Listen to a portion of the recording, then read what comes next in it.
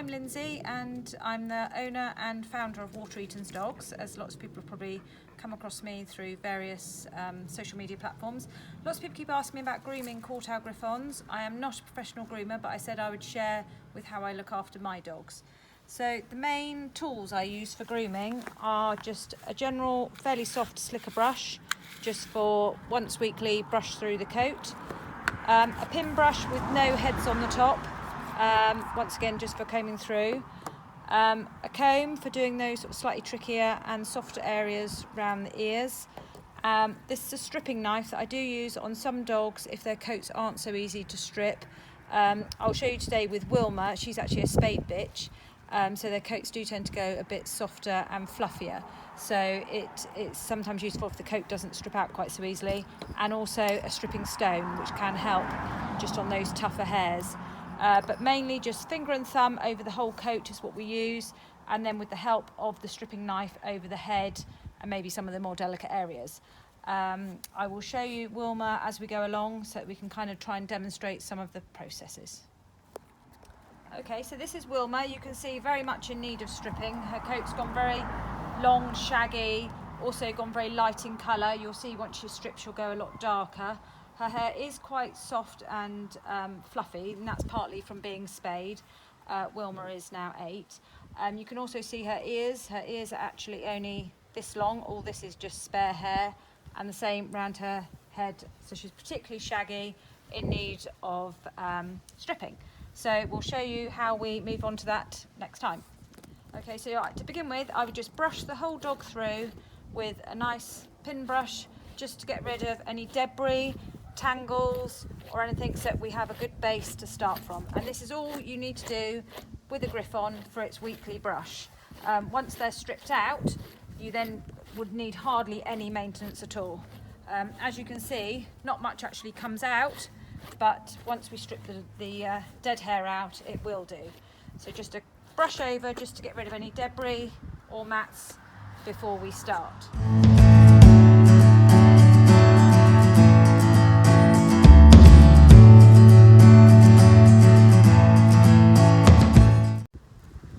Okay, so to begin with stripping, you need to start and make sure you're straight onto the dog. I always start kind of up here between their shoulders, and then just start on a patch and then work outwards all over the dog so that we get a nice even strip. You want to make sure that you're not pulling the coat away in the opposite direction that the hair grows, otherwise you'll encourage the coat to grow in the wrong direction. You want to pull back the way the hair grows. So just finger and thumb, if you just start stripping the hairs, so just hold on to the longer hairs and you'll see they'll just very easily come out. She doesn't mind at all. She's very happy. Some people will strip their dog's coats completely out. I usually, obviously Wilma hasn't been done for a while, I usually do what they call a rolling strip. So just do them as and when needed and keep them kind of stripped all year round rather than doing them twice a year. So, oh, she rather likes it. Look, it's like a back massage. So you'll see, we'll just work away all over the dog, all over their top line, working our way back.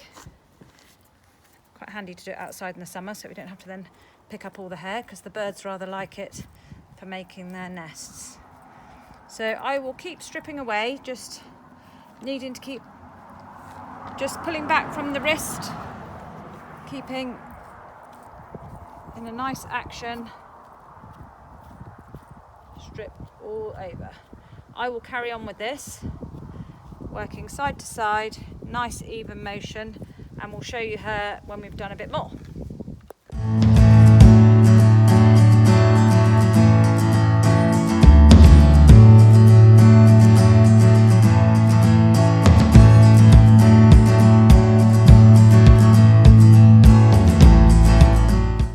Okay, so if you had a coat that was a bit harder to strip out and wasn't easily coming out, or on a more delicate area, you can use the stripping knife. Just make sure you always keep it at 90 degrees to the dog's coat, and then you just don't worry about the blade that's inside the knife, because basically you just do the same principle as as with thumb and forefinger, but it just aids with the stripping. So if you've got hair that's difficult to get out, just helps. So on some of those slightly more difficult areas. So this is what I will use to go over her head. So you need to carry on down her back. We'll continue with that. And then you need to make sure you leave the underskirts so she still has some hair underneath and down the back of her feathering of her legs. We will shape it slightly down her thigh here. We need to take off any feathering from under the tail, and then we need to strip out the ears, the top of the head, slightly round the face, and leave all the beard and the furnishings. So we'll just take out, we'll give her a bit of a parting on her here, and we'll just take out the hair from behind this line. So we'll just take this on the top of her head, and we'll take out down her ears and inside this loose hair here. So we'll do it a stage at a time. Usually they're very happy just to sit here and pretty much do the whole dog in one go. If a dog gets fed up, obviously you need to give it a break and come back to it. But I will carry on and then we'll show you the next stage, how we're getting on.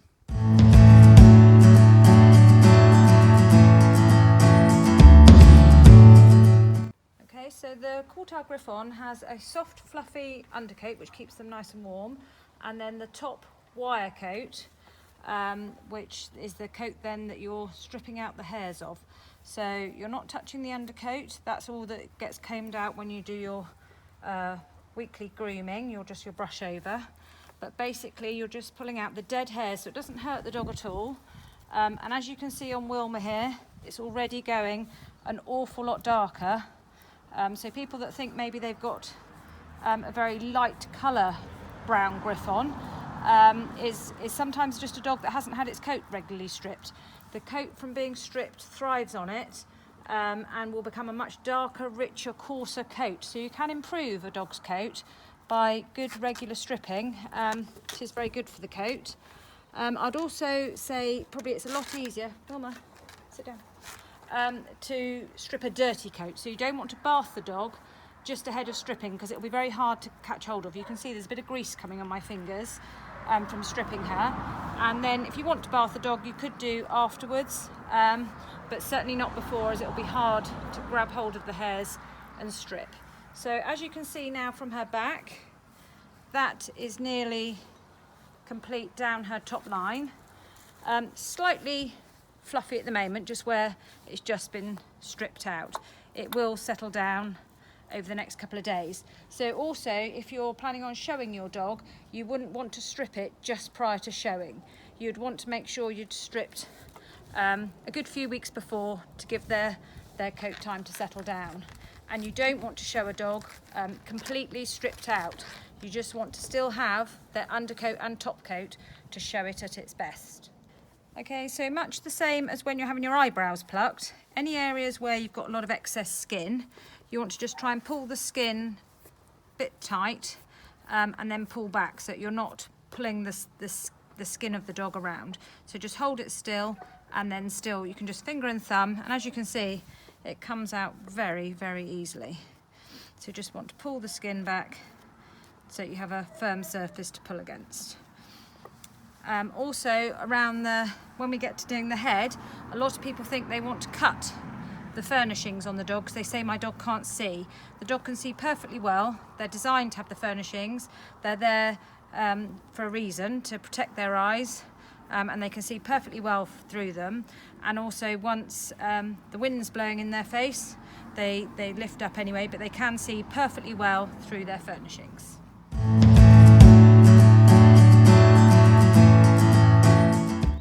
Okay, I'll just demonstrate to you for an ear. So basically, rather than using scissors and then ending up with a scissor-edged cut, you want to basically turn the ear. What I do is turn the ear over, use the stripping knife to go around the edge of the ear, taking off all the loose hair around the edge, and just take it to the side of the ear, and then as you'll see from when you turn it over, you'll get a nice edge as opposed to all that long fluff. So she'll get her right size ears back.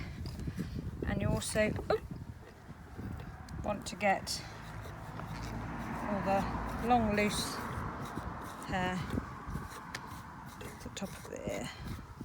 So So a stripping knife is a really good way of doing this, because it's just where the hair's a bit softer on their heads and it's not wiry, it's hard to just pull out with finger and thumb. But as you can see, around the edge of the ear there, I'm getting a nice edge as if it was cut, but it's not a sharp scissor line. That's just by using the stripping knife. So you get an edge, but it's not a sharp scissor cut. So you can see there, a bit distracting for Wilma where she's outside.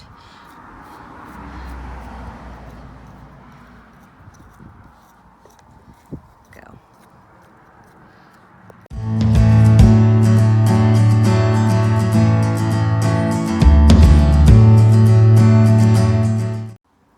Okay, so you can now see, working down the ear compared to the ear that I haven't done, it's just got some shape. Show your ears, Wilmy. But it doesn't look too manicured, because they are meant to be a hairy dog at the end of the day. So you can see the difference in the two ears. So I'll carry on and make the other one match, and also over the top of her head here, we'll match in with her ears to show off her neck and her headline.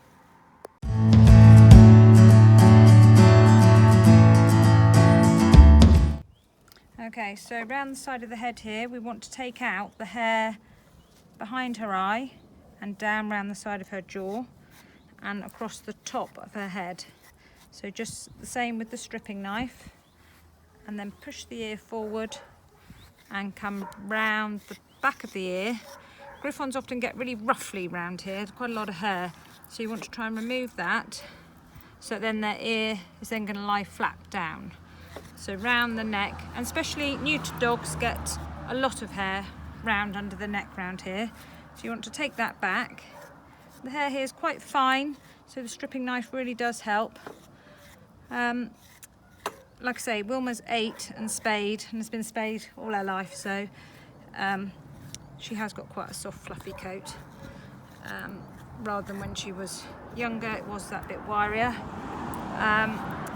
You probably don't need to start stripping a puppy's coat until it's probably nearly a year old, but I would certainly get it used to being brushed, handled and being relaxed while you do all these things, so that then when you can sort of start finger and thumb over the coat, so that then when it does come to an age of needing stripping, as you can see, Wilma rather loves it.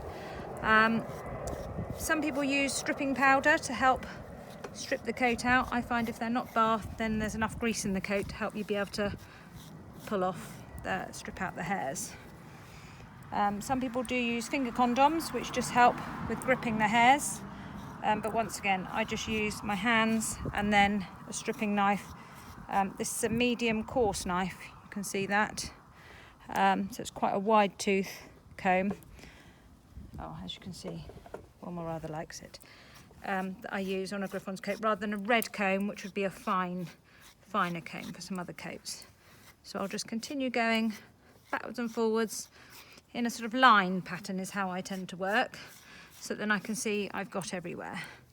And we'll continue on with this, so you can see she still keeps her furnishings, and then we just blend it, which is another good thing with doing with a stripping knife and finger and thumb. You can blend it so you don't get sort of clipped. French do clip the dogs' heads, but that would only be the ears and the head and down the neck. They certainly wouldn't take clippers to a dog's coat in general. That is a big no-no, and you will ruin a dog's coat. If you've clipped it, you will ruin its coat. So you don't want to do that. People think, oh, the dog's going to get hot in the summer. Its coat is perfectly well designed. The dog won't get hot. Okay, so you can now see she's getting more definition around her neck.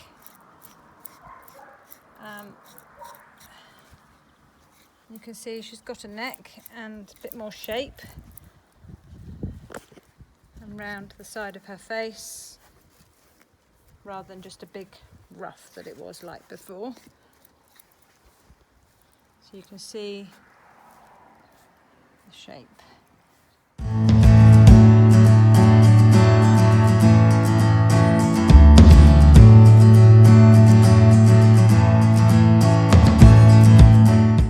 Okay, so with the tail we just want to take away any fringing that's underneath the tail. So we don't want it clipped tight to the tail, so shaved.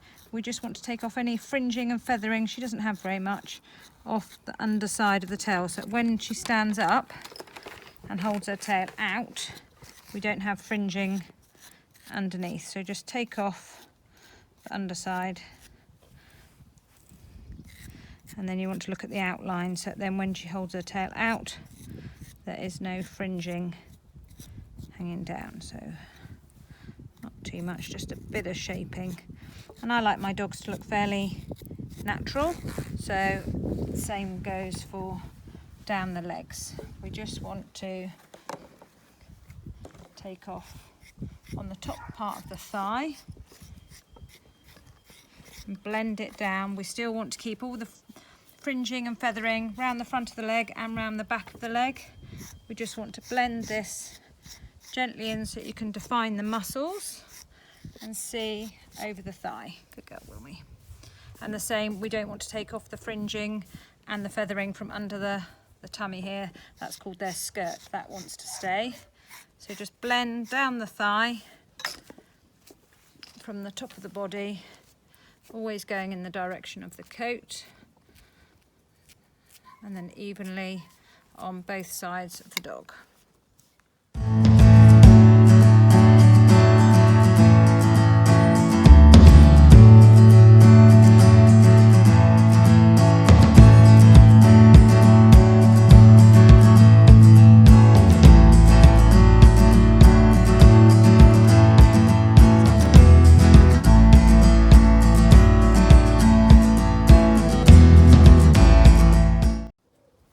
Okay, so you can see from the before pictures and the after now how she's gone lovely and dark, looks a lot shorter than when we started with the shaggy Wilma beforehand.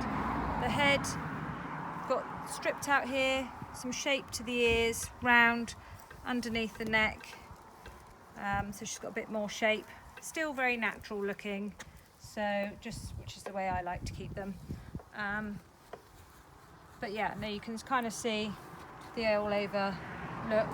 You can carry on just sort of obviously taking odd bits out that you see. So if you see some odd longer hairs, it's kind of an ongoing thing really, but it gives you a general idea of how different the coat looks when you see the before and after pictures.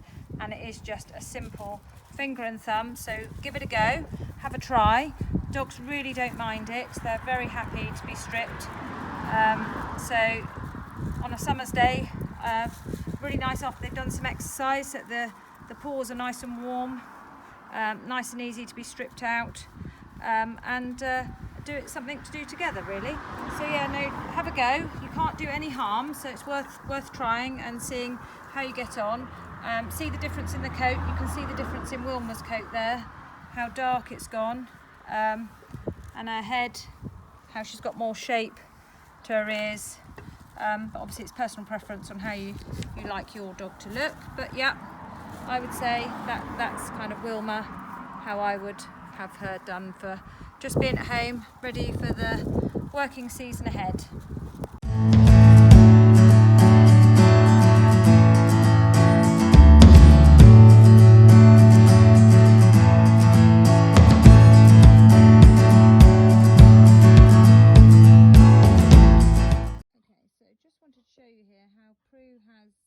Since her puppies had an excess of her undercoat, so she has lots and lots of undercoat pushing through her wiry outer coat. So for this I would use a technique called carding. Oh, you can see she's got some grass seeds in her as well. Carding, so basically we use the stripping comb to go through the coat. Stay there, Prue, it's very hard one-handed. Basically what you want to do, stand, is comb through the coat as if you were combing it, but using the stripping knife, and it will take out the excess, as you can see, undercoat. So this is what's happened since she's had puppies, and then as you can see it leaves, she doesn't actually need stripping particularly, she's still got quite a short the wire coat, but she just needs the excess undercoat removing to prevent the coat from getting clogged up.